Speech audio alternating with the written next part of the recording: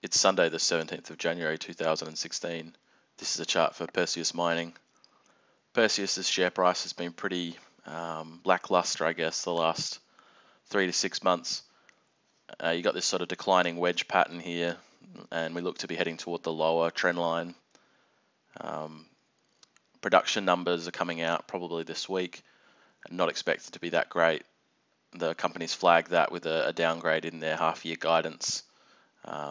But importantly, they've only downgraded it. It's really a timing issue, and they're expecting to make up for a lot of those lost ounces in the second half of this year. So production, I think, is forecast for at least 110,000 ounces in the June half. So, elevated costs in the short term with a lot of the pit development and housing relocation as well. So you could see the production number 37 to 40,000 ounces at 12 to 12.50 US, I think. So, they did have a good hedge still in the last quarter. So I think their cash balance is likely to be fairly stable around that 130 million Australian. That's my forecast anyway.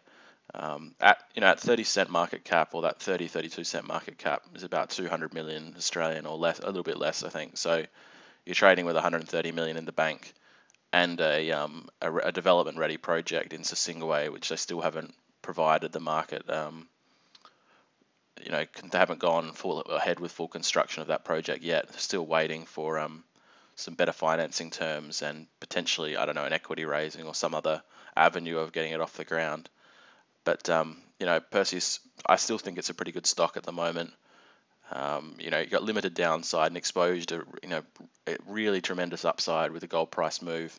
1,200 US an ounce gold price. Perseus is 50 cents, I'd say. So you got 50% move from here.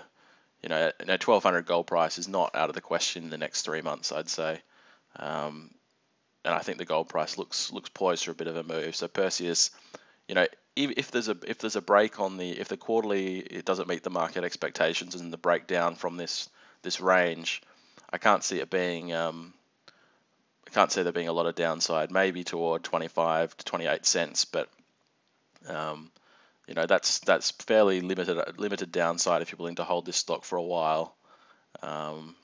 I'd be a buyer, but on a break of this trend,